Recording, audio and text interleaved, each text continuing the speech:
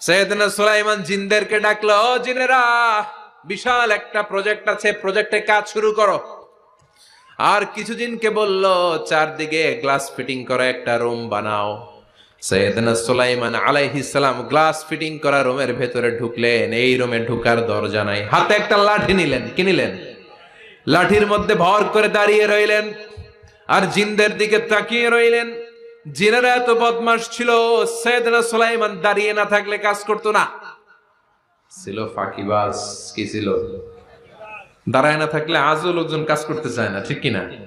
মালিক দাঁড়ায় থাকলে ঠিকই কাজ হয়ে যায়।